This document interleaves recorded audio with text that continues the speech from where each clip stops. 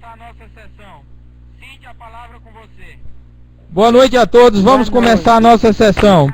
Cíntia, a palavra com você. É uma discussão sobre uma prática clínica a respeito da doença do refluxo gastroesofágico.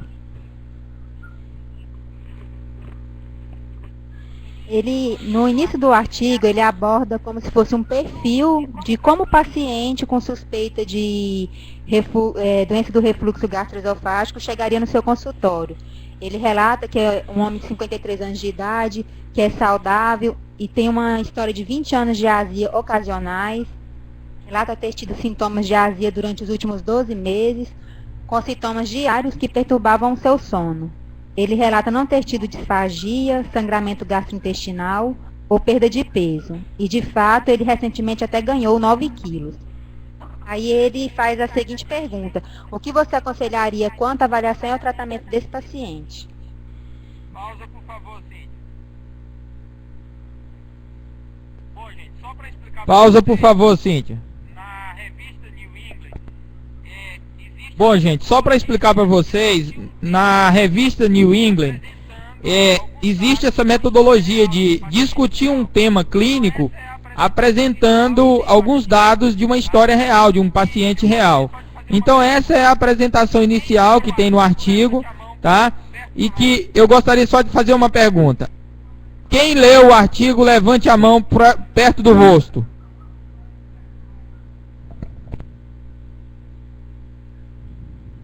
Ok, então o clube de revista, gente, ele só funciona se todos lerem, né? Ok, então todos, o clube de revista, gente, ele só funciona se todos lerem, né? Então é importante que todos leiam. Cíntia, pode continuar. Atualmente, do que seria a doença do refluxo gastroesofágico? É uma condição que ela se desenvolve quando há refluxo do conteúdo do estômago para o esôfago ou órgãos adjacentes, dando variável espectro de sintomas, tanto esofágico quanto extraesofágicos. E o paciente ele tem que ter pelo menos 2 episódios de pirose ou azia por semana, associados ou não à lesão tecidual do esôfago. A doença do refluxo gastroesofágico ele é um diagnóstico gastrointestinal mais comum durante visitas de pacientes no ambulatório. Nos Estados Unidos, a estimativa, segundo o artigo, é de 14 a 20% dos adultos estão afetados, né, pelo refluxo gastroesofágico.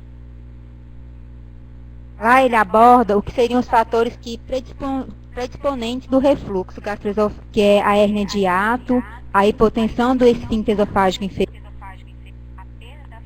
a perda da função peristáltica esofagiana, a obesidade abdominal, que provoca o aumento do canal de hiato, o estado de hipersecreção gástrica, o esvaziamento gástrico retardado, a gestação também pela influência hormonal e a idade, que é mais prevalente em idosos.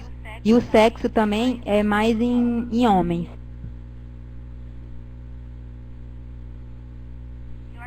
Eu achei interessante que ele aborda que há um paradoxo entre a doença do refluxo, porque o que acontece? Não há uma correspondência entre os sintomas que são atribuídos à doença e a característica que é observada durante a endoscopia.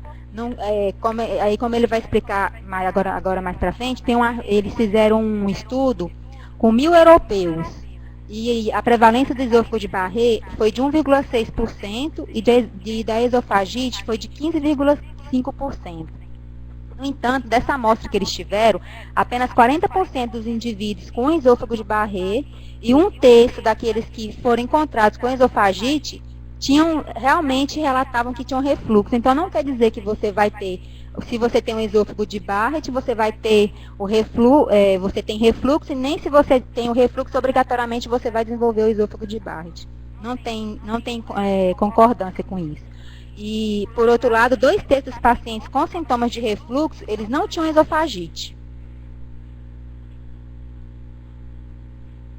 Aí ele aborda os sintomas e condições associadas à doença do refluxo, que são as síndromes, que vai ter as síndromes esofagianas e as síndromes extraesofagianas.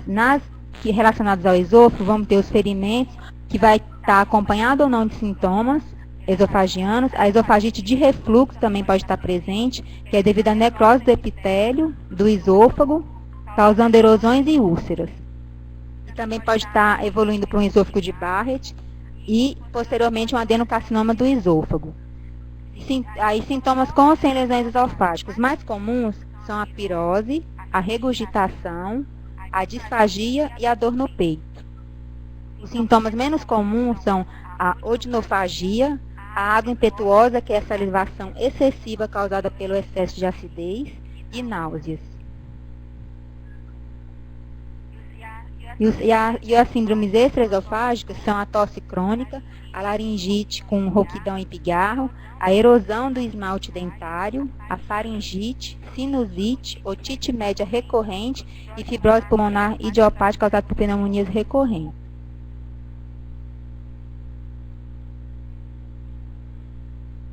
Lá ele também aborda o espectro de lesões esofágicas na doença do refluxo.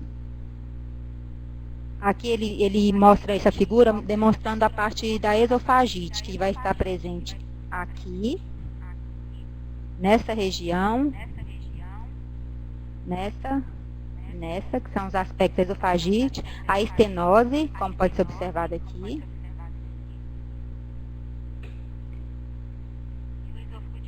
e o esôfago de Barrett, que é a metaplasia, né, a substituição do epitélio estratificado escamoso do esôfago pela epitélio colunar intestinal, que é toda essa região. E o adenocarcinoma do esôfago, que é o mais temido, né, das complicações.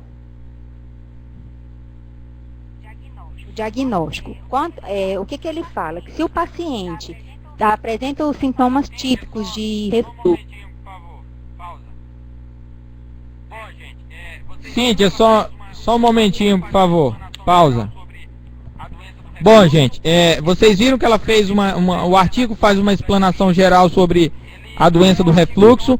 Esse artigo que eu apresentei para vocês, apesar de ser um artigo da New England, 2008, professor. Ele não é um artigo tão atualizado. Se eu não me engano, ele é de 2006, não é isso, Cíntia? 2008. Então, de lá para cá já houve alguns consensos sobre a doença do refluxo, mas que não mudaram muitos aspectos. O que nós temos é que o conceito da doença do refluxo hoje é qualquer conteúdo gastroduodenal que reflua ao estômago, ao esôfago e que dê sintomas, tá? Então, assim, não importa se o conteúdo é ácido, se ele é não ácido, se ele é líquido, se ele é gasoso, tá? Então, tudo isso hoje está considerado no conceito mais atual. Mas eu acho que foi feita uma boa explanação. Eu queria só saber se algum de vocês tem alguma pergunta sobre essa parte inicial.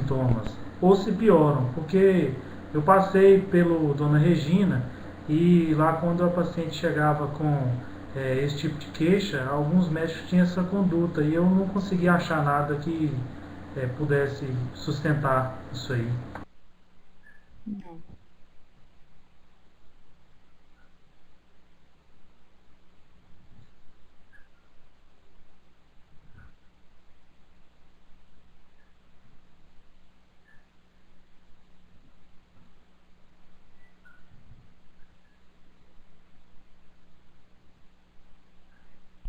Muito bem, vamos tentar esclarecer essa dúvida, Estevam.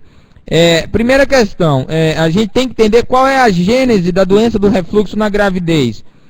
Basicamente, nós sabemos que o aumento do volume uterino comprime as vísceras abdominais, tá? Prejudicando desta forma o esvaziamento do conteúdo gastroesofágico, né? E nós sabemos que esse estômago comprimido e empurrado para cima, ele termina tendo maior facilidade de refluxo. Claro que nós temos os componentes hormonais, que são teorias também que estão implicadas. Então, se a gente for considerar dessa forma, a ingesta de alimentos cítricos, gelados ou não, ele não vai alterar, do ponto de vista fisiopatológico, a doença do refluxo. Muitas vezes o paciente pode até se sentir melhor, mas aí é uma associação individual e que não dá para a gente generalizar, né?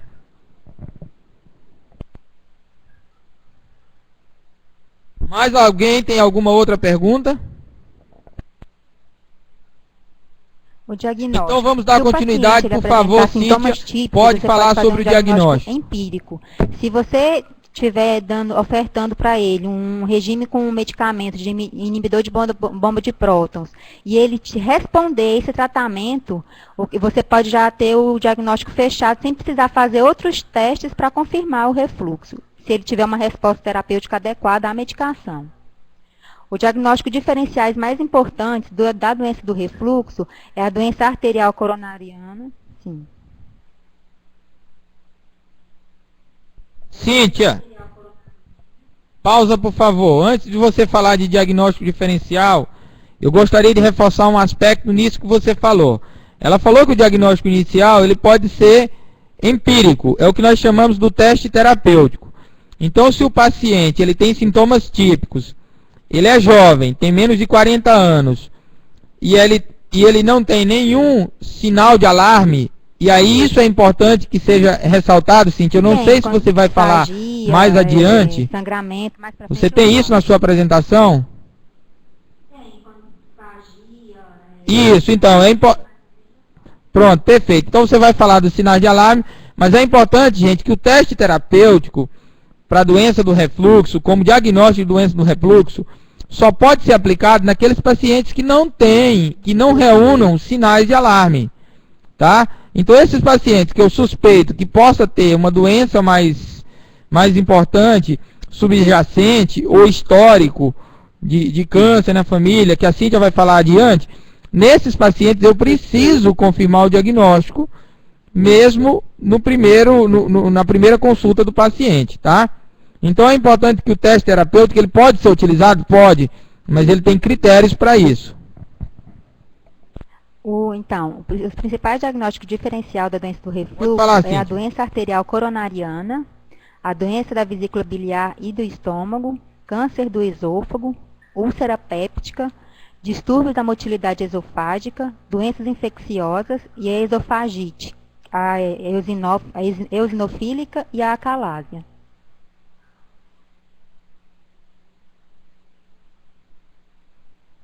Os recursos hoje que se encontram, a gente pode ter a endoscopia digestiva alta, né?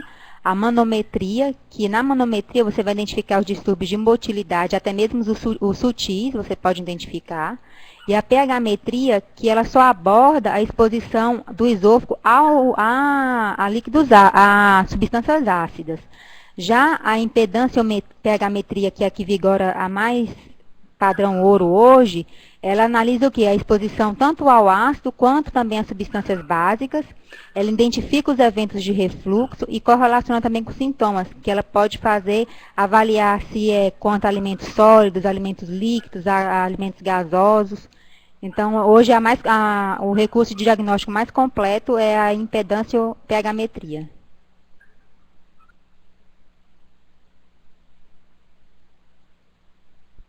Cíntia, pausa, por favor. Eu queria só fazer uma correção com relação a isso que a Cíntia comentou, que ela pode ter lido isso no artigo, mas aí nós estamos falando da literatura americana e é importante que a gente traga as coisas também para a nossa realidade. A pH-metria, é verdade que a pH-metria prolongada ou pH-metria de 24 horas, que é um exame que consiste na introdução de um catéter que tem um eletrodo de pH na sua ponta, e esse eletrodo é posicionado 5 centímetros acima da transição, da borda superior do esfíncter esofágico inferior, e aí ela tem a característica de medir todo o conteúdo ácido que reflui do estômago para o esôfago. Mas ela ainda no nosso país, ela ainda é considerado o exame padrão ouro para o diagnóstico da doença do refluxo gastroesofágico. Agora, padrão ouro, gente, não significa que eu vou pedir para todo mundo e que eu só faço o diagnóstico com ele. Nós fazemos diagnóstico da doença do refluxo, na maioria das vezes, com endoscopia. A impedância pH-metria no nosso país, ela ainda não é acessível na maioria dos centros, tá? E por isso não é considerado um exame padrão ouro. E realmente ele tem todas essas vantagens que a Cíntia colocou, que é de você poder analisar também o refluxo de conteúdos não ácidos e também de conteúdos que não são sólidos ou líquidos refluindo, tá?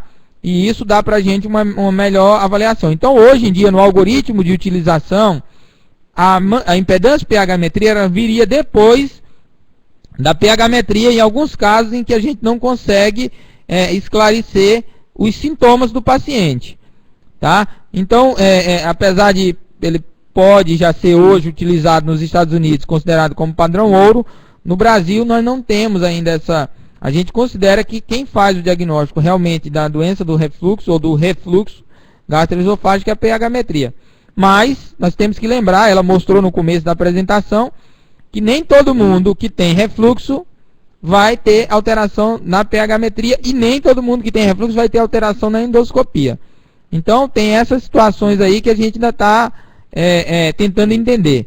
Na verdade, gente, existe uma questão muito importante hoje em dia na doença do refluxo gastroesofágico, que nós entendemos que muitas vezes a lesão da doença do refluxo ela não é tão somente da mucosa, ela é da membrana basal.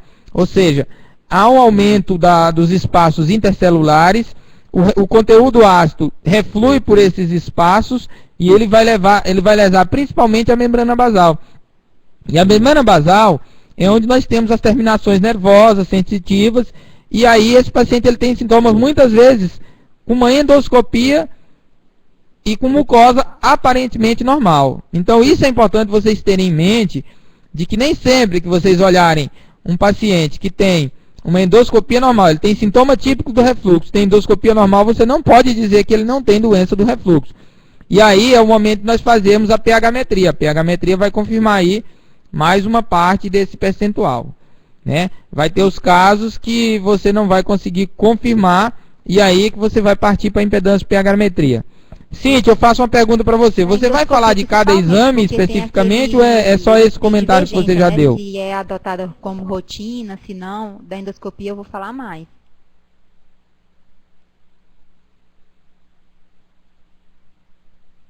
Tá, por favor, continue. Aí, como tratamento, o que o artigo ele aborda? Ele aborda que o tratamento ele engloba tanto mudança do estilo de vida, quanto o tratamento medicamentoso. Quanto as recomendações alimentares, o que eu vou falar agora das recomendações alimentares e de estilo de vida para o tratamento da doença do refluxo. Lá eles abordam vários tópicos. O primeiro é evitar na dieta alimentos que são ácidos ou irritativos, como frutas cítricas, tomates, cebolas, alimentos picantes, bebidas carbonatadas, que é com gases, gaseificada, alimentos gordurosos ou fritos, bebidas de café, chá e cafeína, chocolate e hortelã. E a mudança de estilo de vida. Pausa, por favor, Cíntia. Você pode voltar ao slide anterior? Isso, perfeito. Tá. Bom, esse que está agora. É muito importante a gente dar essas orientações para o paciente com queixa de doença do refluxo, tá? Que são essas alterações dietético-comportamentais que nós chamamos. Entretanto, gente, em estudos e ensaios randomizados para tentar avaliar a eficácia de cada medida dessa, nem todas foram... nós conseguimos realmente comprovar que existe uma relação de causa e efeito. Olha, eu suspendo este tipo de alimento e esse paciente não tem mais doença do refluxo. Por que eu estou ressaltando isso para vocês? Porque nós precisamos muito ter cuidado com aquelas dietas rigorosas, extremamente rigorosas e extremamente difíceis de serem seguidas, porque muitas vezes esse é o principal fator de causa de abandono do paciente do consultório do gastroenterologista. E se ele não está se adequando a essa situação de aceitar aquilo que é colocado para ele, ele não vai se curar da doença, com certeza. Então é muito importante que a gente seja bem criterioso e consciencioso na hora de simplesmente pegar, imprimir uma lista de papel com 200 tipos de alimentos que são proibidos e entregar para o paciente e dizer que está tudo resolvido. E não é isso. Nós precisamos ter bastante bom senso nesse tipo de abordagem, né? Eu espero que vocês tenham a oportunidade. Nós estamos programando para começar um ambulatório de gastroenterologia clínica lá no HGP. E aí, se vocês tiverem a oportunidade de participar por este ambulatório, vocês vão ver casos típicos, clínicos mesmo, de doença do refluxo, onde a gente vê isso na prática. Realmente o paciente ele tem dificuldade de seguir essas dietas que são muito difíceis. Tá? Alguém tem alguma pergunta? Cíntia, por favor, vamos continuar. Ele aborda o fato da importância de parar de fumar, a redução de peso para pacientes que estão com sobrepeso, o IMC entre 25 e 29,9, ou obesos com IMC maior que 30. E ele vai mais além. Se o paciente ele conseguir relacionar que os sintomas se iniciaram com algum ganho de peso, mesmo ele estando na faixa normal de IMC, é aconselhável também a redução de peso. E a redução do consumo de álcool também.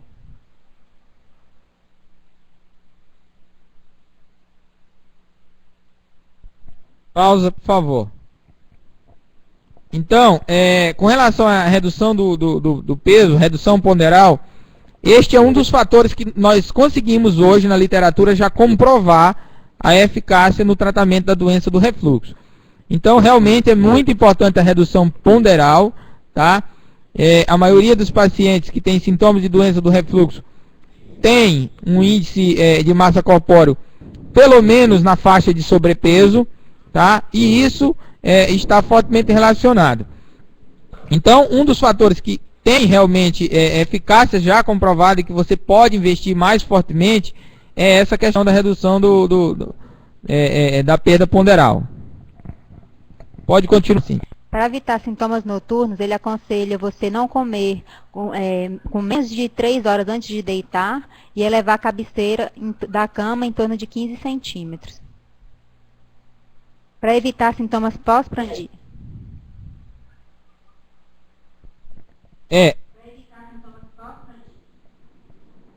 Pausa. Volta no slide anterior, Cíntia. Esse outro fator também da elevação da cabeceira e da ingesta de deitar-se logo após a ingesta de alimentos, também foram fatores que foram comprovados em estudos e associados fortemente. Tá? É importante que tem autores que recomendam que o paciente ele não deve deitar-se pelo menos 2 horas depois da refeição. Então 2 horas, vocês podem recomendar até 2 horas. 3 horas é um tempo que muitas vezes é inaceitável. Agora, mais importante que isso ainda é a questão da elevação da cabeceira. E aí, gente, a elevação da cabeceira da cama, ela não pode ser feita com travesseiros. Por quê? Porque durante o sono, a pessoa termina saindo desse travesseiro. Então, isso está comprovado que durante o sono, a gente adquire e adota várias posições. Então, utilizar travesseiro ele não é o correto. O correto é você colocar um bloco de madeira de aproximadamente de 15 a 20 centímetros sob os pés da cama, tá? Na parte da cabeceira, claro.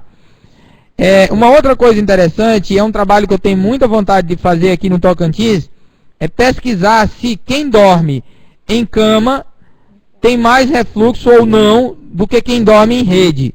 Por quê? Porque nós sabemos que a rede, ela tem uma angulação, tá?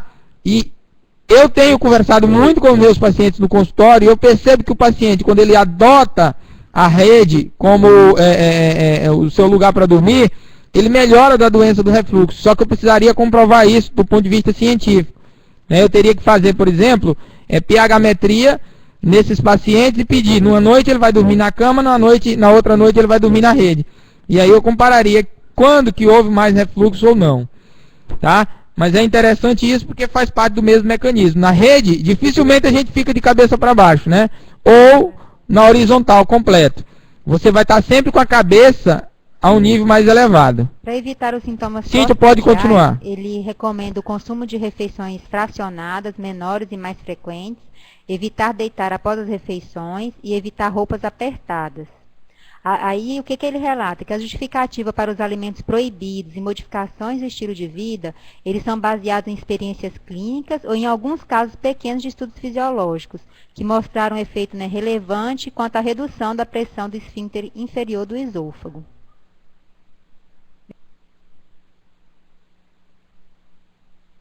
Medicação. Ele aborda que a probabilidade da cicatrização da esofagite ela está relacionada diretamente com a potência que o medicamento tem de efeito antissecretor.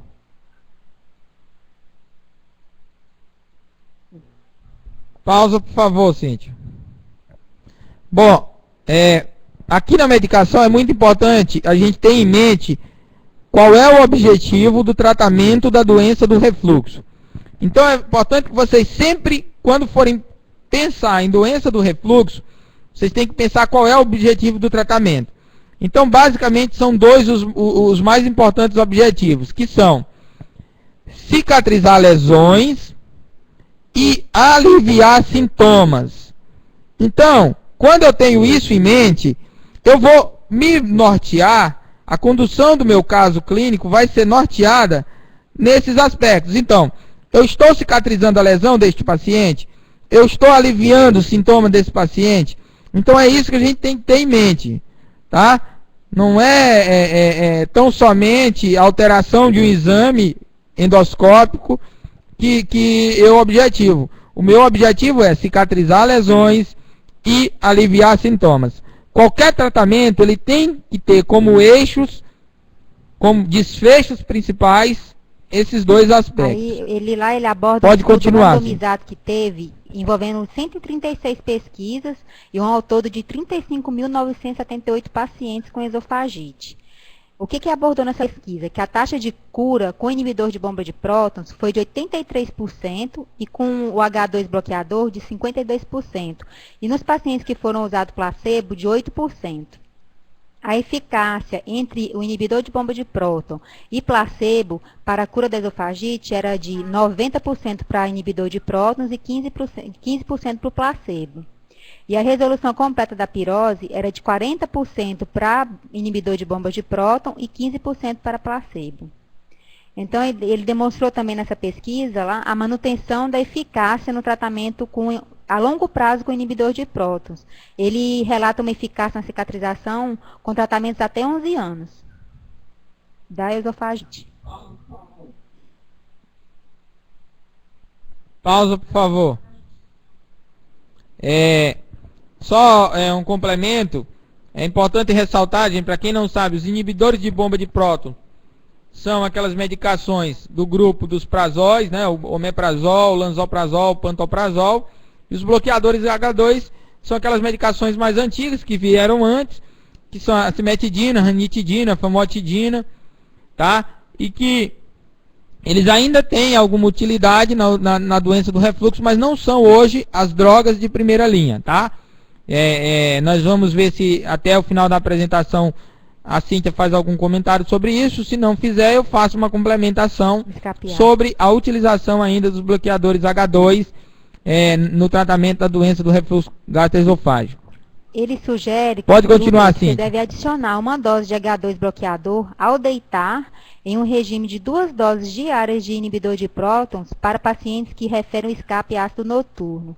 O que seria esse escape ácido noturno? É aquele paciente que ele queixa que mesmo em uso de dose plena de inibidor de prótons, ele relata que mais ou menos entre 10 horas da noite e até 2 horas da manhã, que é durante o pico de produção ácido gástrica, ele tem os sintomas do refluxo. Então, nesses pacientes, você pode estar adicionando, além das 2 doses de inibidor de prótons, ou o H2 bloqueador. Ele aborda também nessa pesquisa a taquifilaxia dos H2 bloqueadores, que o efeito deles sempre vai ser cada vez mais dependente de doses elevadas de medicação.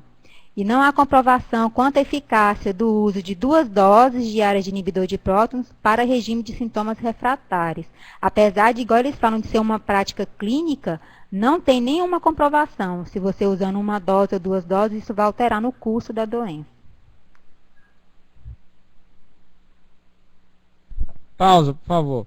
Então, gente, aqui o que ela falou foi aquilo que eu disse que provavelmente ia ser comentado, que o uso do bloqueador H2 é principalmente para tratar o escape ácido noturno, realmente ele é muito importante, mas o grande inconveniente é a taquifilaxia, que nada mais é do que o desenvolvimento de uma tolerância, tá, com doses daquela medicação. Então, rapidamente o paciente ele começa a não surtir mais efeito com aquela dose de medicação e você precisa aumentar essa dose. O grande inconveniente de você ter que aumentar a dose é porque você começa a caminhar naquela faixa do limiar de segurança, tá? Se vocês se lembram da farmacologia, nós temos ali o limite de segurança de uso de uma medicação e a partir disso nós começamos a entrar na zona de perigo e restrição. Então, se você começa a aumentar essa dose, você começa a se aproximar disso e não é desejável, né? Então, muitas vezes, a gente termina perdendo o benefício que é com essa medicação. Pode continuar, ele relata sim. lá os efeitos colaterais a curto prazo dos inibidores de bomba de próton são geralmente cefaleia, diarreia, obstipação e dor abdominal. A longo prazo, eles relatam a hipergastrinemia, a má absorção, inclusive de cálcio e hipocloridria. E nessa má absorção de cálcio, ele relata que que foi feita uma pesquisa e pacientes acima de 50 anos aumentou bastante o risco de fraturas em quadril. Eles observaram esse aumento da predisposição de fraturas de quadril.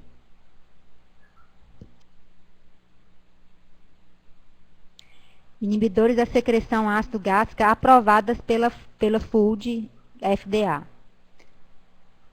Temos o histamine, e lá ele relata os efeitos colaterais, que podem provocar dor de cabeça, diarreia, tonturas, fadigas e confusão. Eles aprovam a cimetidina, a famotidina, a nizatidina e a ranitidina, que são H2 bloqueadores. A cimetidina na dose de 400 mg 2 vezes ao dia. A famotidina, 20 mg 2 vezes ao dia. A nizatidina, 150 mg 2 vezes ao dia. A ranitidina, 150 mg 2 vezes ao dia. E ele segue com os inibidores de bomba de próton, que é o omeprazol 20 mg diárias, pantoprazol 40 mg diárias, esomeprazol 40 mg por dia, o lansoprazol 30 mg diárias, e o omeprazol com bicarbonato 40 mg por dia, e o rabeprazol, que é as 20 mg por dia.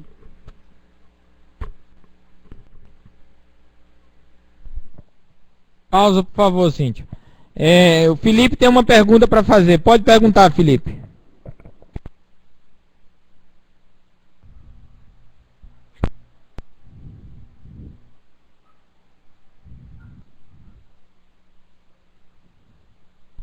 Felipe, eu não estou te ouvindo, então eu peço que você digite no bate-papo que eu repasso a pergunta para todos.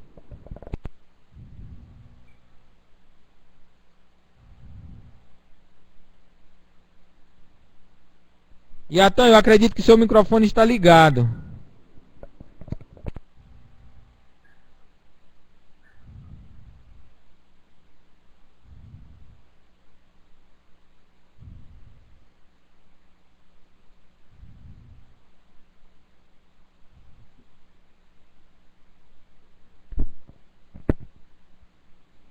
Ele já escreveu a pergunta e eu vou ler a todos. Em relação à absorção de vitamina B12, tem algum prejuízo? Eu acredito que a pergunta dele é sobre o uso de inibidor de bomba de próton, né, com relação ao uso crônico, né, a tratamento a longo prazo. Bom, existem alguns estudos pequenos que demonstram essa associação.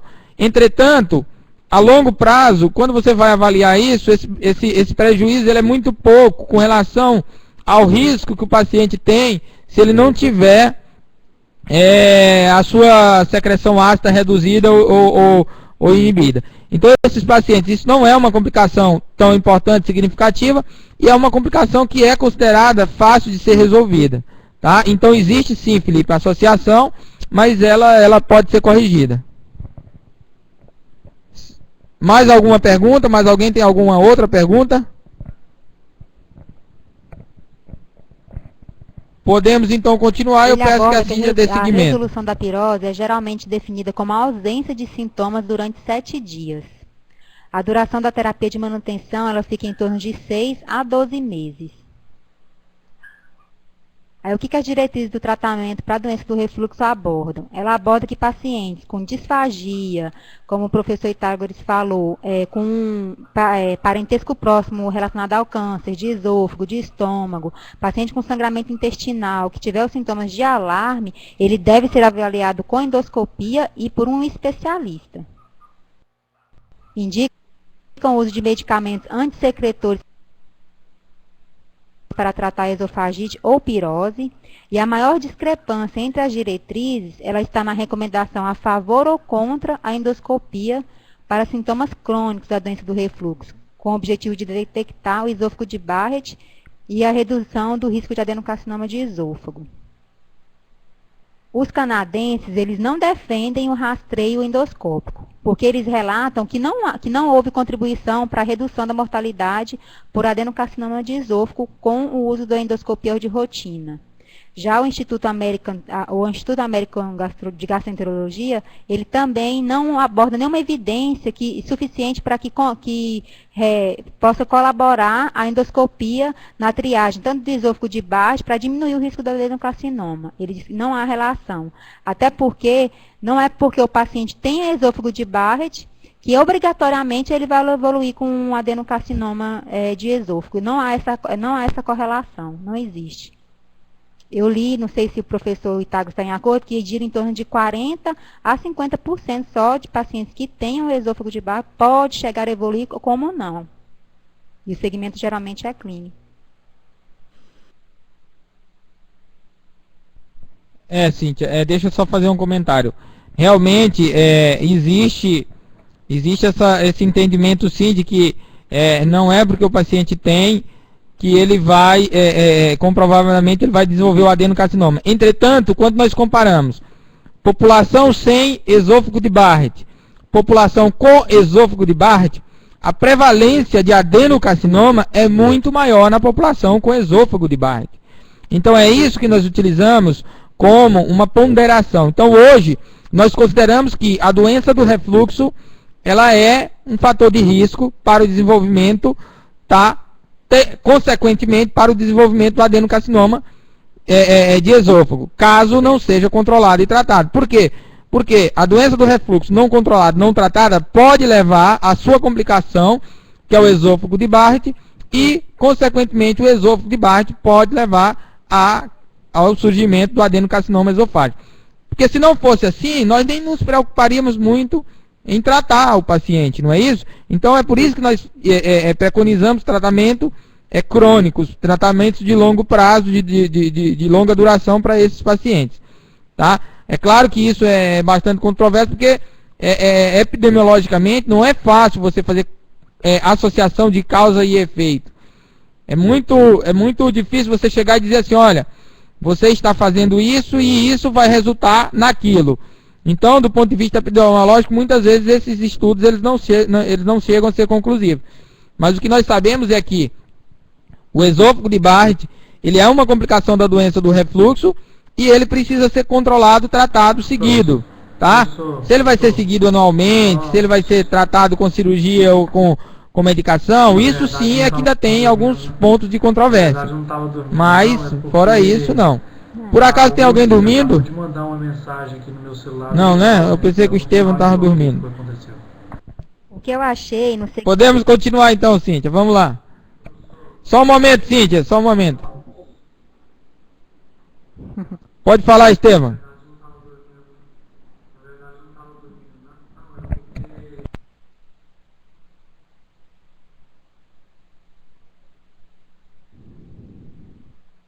Tudo bem, sem problema. O que eu achei sobre o segmento do esôfago de Barrett é o seguinte, que quando você faz o diagnóstico histopatológico, você vai observar se esse esôfago de Barrett ele está acompanhado de neoplasia intraepitelial ou ele não ou está acompanhado de uma neoplasia intraepitelial de baixo grau, alto grau, ou já está invasivo. Se o paciente tem o Barrett, mas ele não tem nenhuma neoplasia intraepitelial, você vai manter inibidor de bomba de próton e vai fazer uma endoscopia digestiva alta mais biópsia de 1 a 3 anos, de cada 1 a 3 anos. Se o paciente ele tem o esôfago de Barrett e uma neoplasia intraepitelial de baixo grau, você vai ajustar a dose de inibidor de próton e vai tratar o processo inflamatório, e a endoscopia vai ser feita a cada 6 meses. Aí fazendo a endoscopia a cada 6 meses e você continuar tendo esôfago de Barrett sem neoplasia intraepitelial, você pode passar a endoscopia para de cada 1 ano a 3 anos. Porém, se ela evoluir, continuar tendo a neoplasia de baixo grau, você vai manter o inibidor de bomba de prótons e vai fazer a endoscopia a cada 6 meses. Agora, se evoluir para o esôfago de Barrett com neoplasia de alto grau, você pode estar fazendo, você vai ter que agora fazer uma revisão da lâmina do paciente para atestar realmente se está tendo a neoplasia de alto grau. Se confirmada, você pode ir tanto para a endoscopia a cada 3 meses, quanto a ressecção cirúrgica.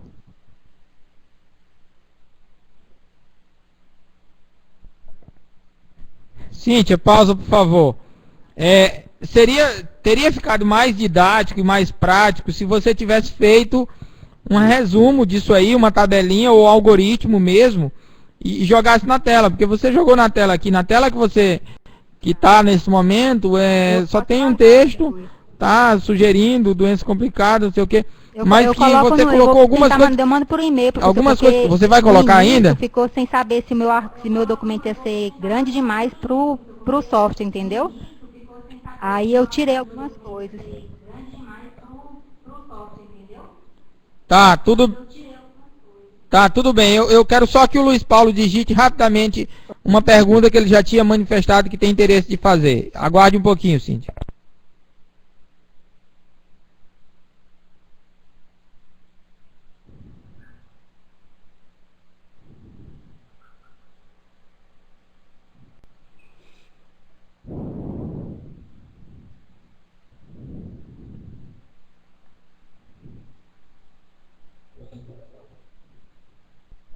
Luiz, o teu microfone não está funcionando não? Tenta falar.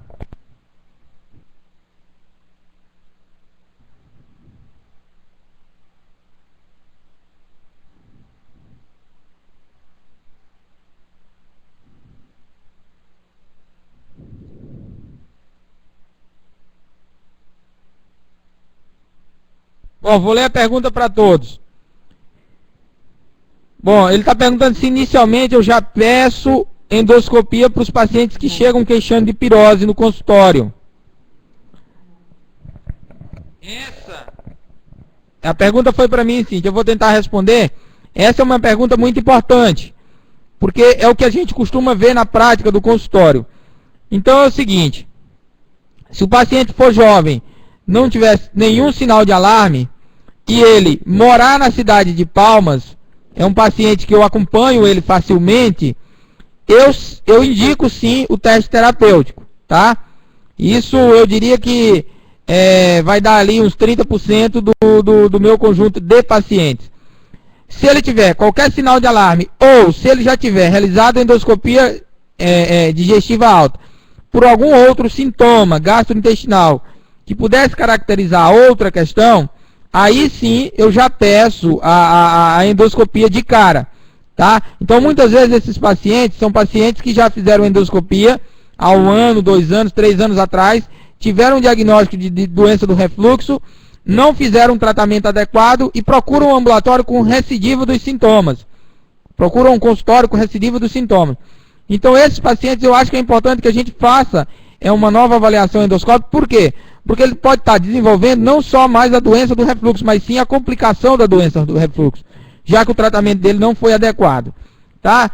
A outra questão que é muito importante e a gente tem que dizer, porque isso está na prática do nosso consultório, é que eu recebo, por exemplo, no nosso consultório e até mesmo no ambulatório, nós recebemos pacientes que são de fora e que o segmento desses pacientes é difícil. Imagine, é um paciente que vem da região do Bico do Papagaio ou de Colmeia, por exemplo, que não é tão longe quanto o Bico do Papagaio, mas é distante. E ele tem essa queixa é um paciente que não tem sinal de alarme e tem queixa típica de doença do refluxo. Bom, você poderia até seguir esse paciente, só que ele tem dificuldade de retornar com você mensalmente ou semanalmente, e aí é mais adequado que você peça uma endoscopia digestiva, e essa é a prática comum na maioria dos ambulatórios e consultórios de gastroenterologia, e já tente avaliar esse paciente, né? Você já faz um diagnóstico, pelo menos macroscópico, de qual é a situação daquele paciente. Então, respondendo a pergunta do Luiz, não é errado, quando você considera alguns parâmetros, você de cara já pedir a endoscopia digestiva alta. Até porque no Brasil é muito mais fácil a gente fazer uma endoscopia digestiva alta do que um monte de outros exames. Tá? Respondida a pergunta então, Luiz? O Yatan também tem uma pergunta. Pode escrever, Yatan. Pode falar, Yatan. Você tem áudio.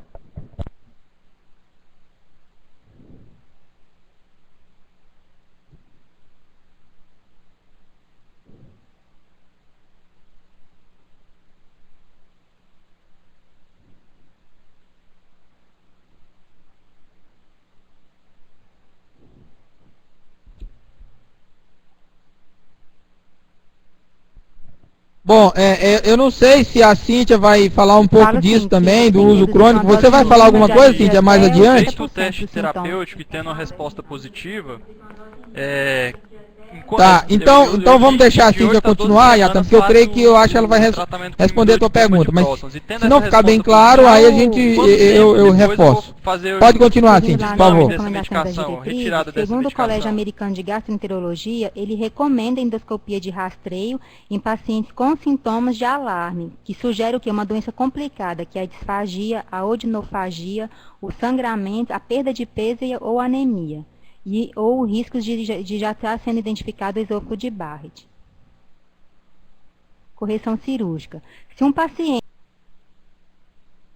ele tem sintomas refratários à bomba de inibidor de próton, especialmente aqueles que relatam regurgitação ou não toleram a terapia, você pode estar indicando a cirurgia anti-refluxo para esse paciente. Só que o paciente ele deve entender o quê? Que existem riscos associados à cirurgia e que a medicação é muitas vezes ainda necessária após a cirurgia. Não quer dizer que ele vai fazer essa cirurgia e ele vai ficar de ausência de sintomas. Pausa, por favor. Isso é muito importante, gente. Vocês tenham em mente que quando vocês estiverem num laboratório de gastroenterologia lidando com essa situação, é importante dizer para o paciente, e isso tem que ficar bem claro para ele, que muitas vezes isso é verdade, que após o tratamento cirúrgico ele ainda pode necessitar do uso de medicação. Então, se isso não ficar bem conversado com o seu paciente, às vezes ele chega para você, poxa doutor, mas eu fiz a cirurgia achando que não ia mais tomar essa medicação e eu preciso continuar tomando ainda. Então, isso é uma questão que precisa ser muito bem conversado. E hoje em dia, só para vocês terem uma ideia, as cirurgias, as funduplicaturas para tratamento da doença do refluxo gastroesofágico, elas são menos indicadas do que há 10 anos atrás. Por quê? Porque com o advento da videolaparoscopia houve um boom de realização de cirurgias, e talvez de forma excessiva, e aí nós começamos a perceber que muitas vezes a gente estava trocando uma situação por outra que era equivalente. Por exemplo, o paciente que faz uma cirurgia que ela não é muito bem indicada, ou ela não foi muito bem avaliada, e esse paciente desenvolve disfagia, ele está deixando de ter um sintoma para ter outro, que é tão desconfortável quanto. Né? Então, isso é muito importante que seja muito bem conversado. Mas eu gostaria então que a Cíntia continuasse falando sobre o tratamento cirúrgico. Qual seria a cirurgia? Ela é chamada de fundoplicatura de Nissen. Nessa cirurgia, o cirurgião vai pegar a parte proximal do estômago e vai enrolar em volta do esôfago distal. E como o professor mesmo disse, a taxa de realização dessa cirurgia ela vem caindo porque não há evidência da eficácia significativa dessa cirurgia em relação ao tratamento com inibidor de bomba de próton. E fizeram um acompanhamento de 7 anos de pacientes com esofagite que receberam aleatoriamente ou como tratamento a fundoplicatura ou a terapia com omeprazol de 20 a 60 mg por dia. a taxa de recorrência da esofagite foi semelhante entre as duas técnicas, tanto a funduplicatura quanto a terapia com omeprazol. A funduplicatura ficou com 11,8% e a com inibidor de bomba de próton com 10,3%. Então, não teve um aumento significativo que justifique. Os riscos que você tem que estar deixando o paciente ciente dos riscos pós-cirúrgicos, que são uma disfagia grave, aumento de flatos, incapacidade de arrotar, diarreia, dor abdominal e obstipação. Ocorre também que foi já identificado que, depois da cirurgia, houve um grande aumento das reoperações devido a perturbações e complicações que o paciente adquiriu na pós-cirurgia, que gira em torno, segundo o artigo, de 7% dos casos, em até 1 ano a 3 anos após a cirurgia. O paciente começa a ter tanta complicação ou sequela da cirurgia que ele decide reoperar e voltar como desfazer a cirurgia da funduplicatura. Conclusões e recomendações.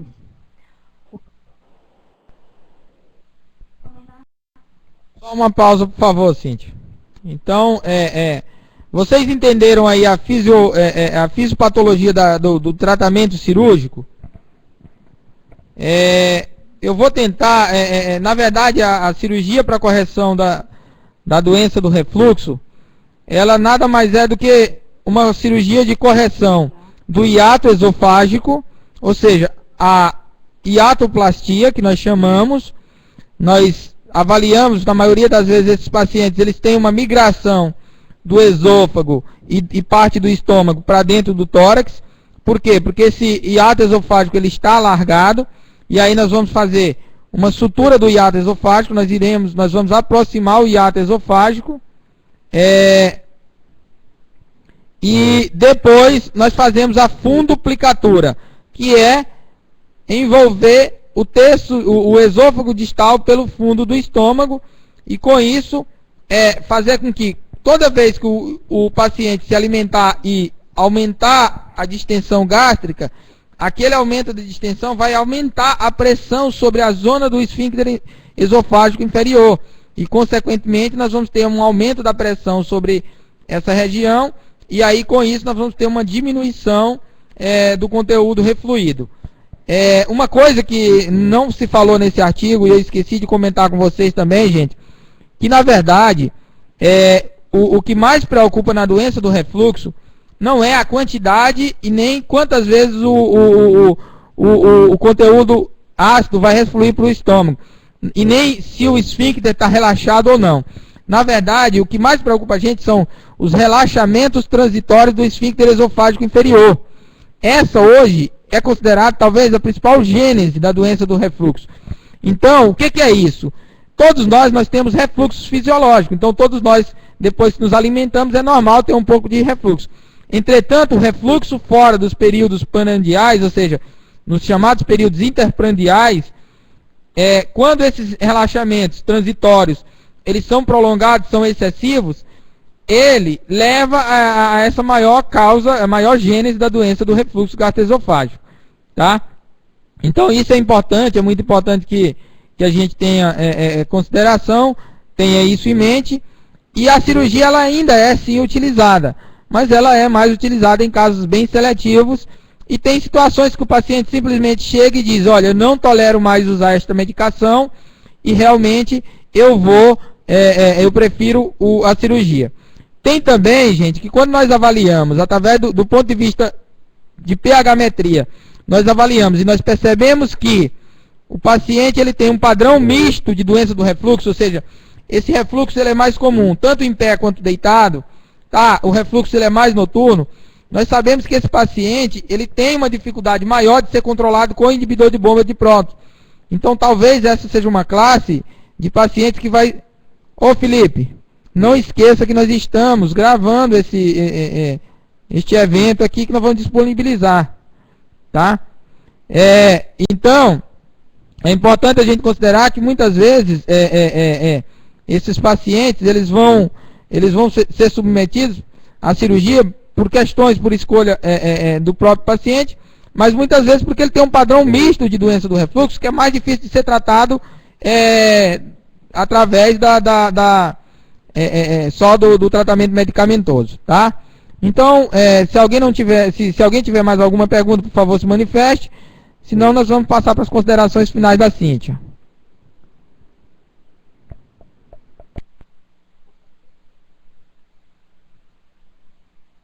Bom, teve um probleminha técnico com o Estevam, realmente eu estou percebendo que ele não está presente aqui na imagem, mas ele deixou um texto aí que está dizendo porque ele quer participar. Então eu vou selecionar o nome dele aqui e vou novamente autorizar ele a entrar. Só um momentinho, gente.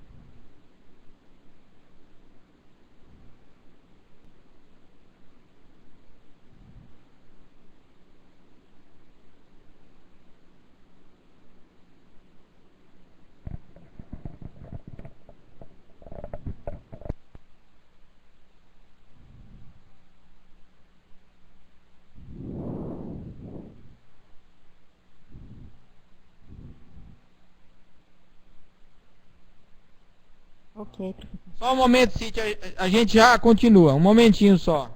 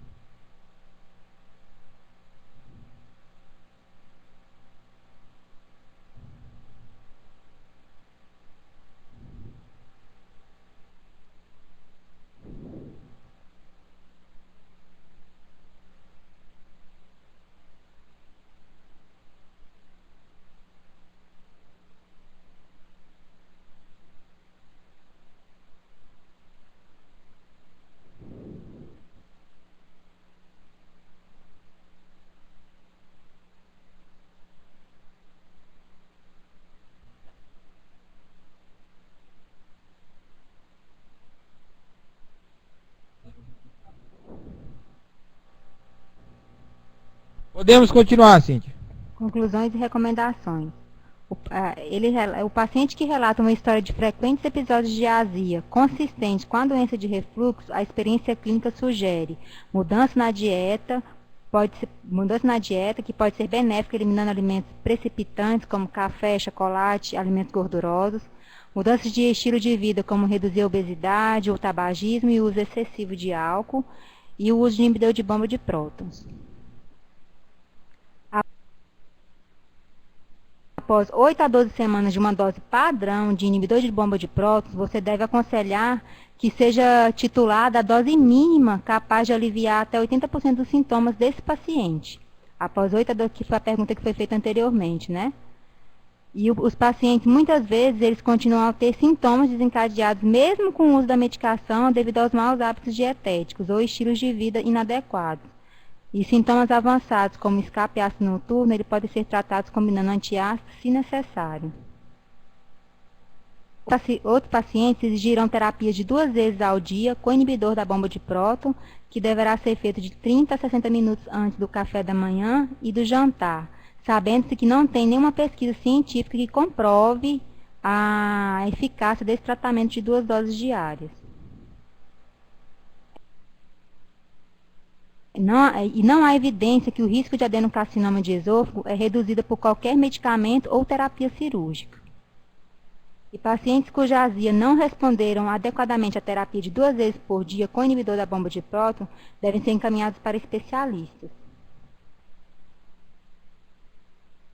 É coerente com as diretrizes atuais que a endoscopia é rotineiramente recomendada para pacientes com odinofagia, perda de sangue gastrointestinal, anemia ou disfagia. A ansiedade também do paciente em querer se submeter, ele falar assim, eu quero fazer endoscopia digestiva, também é uma indicação.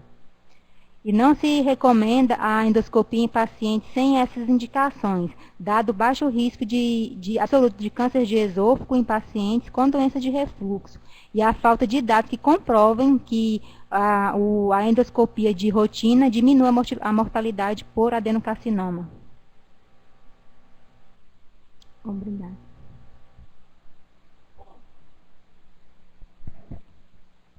Bom, algum questionamento em cima aqui dessa última parte da colocação? Então, só recapitulando, para que a gente entenda, depois do tratamento pelo período prolongado, a gente precisa manter, titular para aquele paciente aquilo que nós consideramos que é uma dose mínima. Muitas vezes esse paciente, Cíntia, deixa paradinho a apresentação lá na referência, no último slide. Tá? Aí nós precisamos titular a medicação, a menor dose que vai aliviar, vai manter aliviado esses sintomas do paciente. Muitas vezes também nós lançamos mão do que nós chamamos de demanda, do uso de demanda. Então está provado que é melhor o paciente utilizar quando tem sintomas do que não utilizar de jeito nenhum. Tá? Então essas são questões que podem ser consideradas no tratamento da doença do refluxo. Nesse artigo, como é um artigo de 2008, não se abordou muito sobre a doença do refluxo não erosiva, que hoje em dia corresponde aproximadamente 1/3 ou um pouquinho mais desse tipo de doença do refluxo. Tá? Então é muito importante que a gente conheça essa entidade, que na verdade é uma entidade onde o paciente tem a doença do refluxo, mas ele não tem alteração de erosões à endoscopia. E aí você faz a pH-metria e comprova isso, e esse paciente ele é mais difícil de ser tratado. E muitas vezes esse paciente é o paciente que vai precisar de dose dobrada, ou seja, uma medicação, um comprimido pela manhã e um comprimido à noite. Alguma pergunta?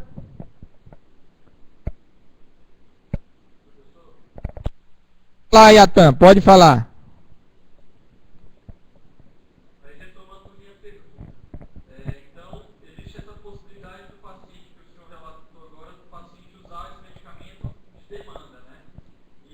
Então, teoricamente, esse paciente não teve uma falha terapêutica, mas os sintomas das doenças do refluxo gastroesofágico estão se recidivando.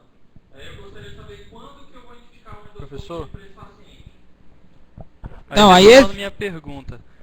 Então, perfeito. Não, você fez o tratamento. Então, olha, você optou por fazer um teste terapêutico, fez o tratamento por 8 semanas. Esse paciente ele não tinha sinais de alarme. É muito importante. Você só faz teste terapêutico em quem não tem sinais de alarme. Você fez o tratamento por 8 semanas. Tá? Olha, o paciente não melhorou, resolveu fazer por mais 4 semanas. Foi para 12 semanas. O paciente ainda teve recidiva de sintomas, você pode e deve fazer endoscopia no próximo retorno desse paciente. Tá? Esse é um paciente que vai precisar ser avaliado do ponto de vista endoscópico. Então, se você teve recidiva dos sintomas, você deve sim lançar mão da endoscopia. Mais alguma pergunta? Oi. Doutor, tudo bem? Sugiro então a salva.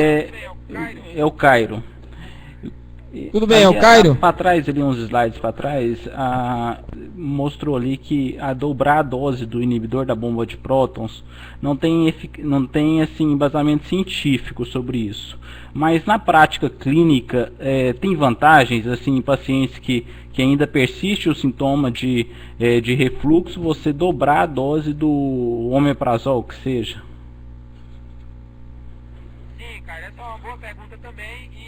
Sim, cara, essa é uma boa pergunta também, e apesar do artigo fazer essa referência de que não há essa comprovação científica em estudos, mas sim, ele existe uma comprovação clínica, né? Nós temos sim benefício, principalmente nos pacientes que são esse grupo de pacientes que apresentam a esofagite, a doença do refluxo não erosiva, tá?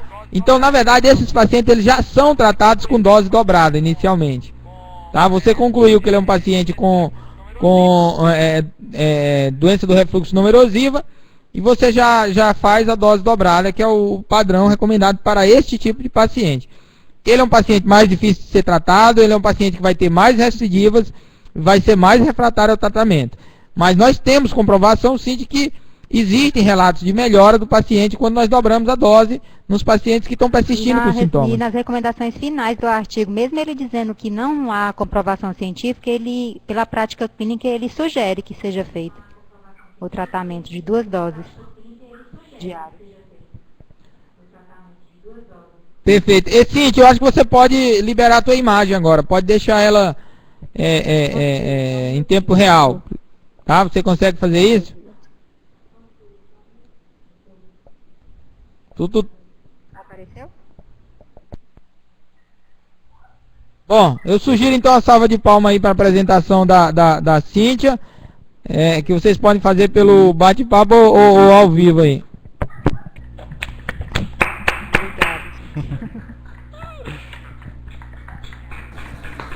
Obrigada.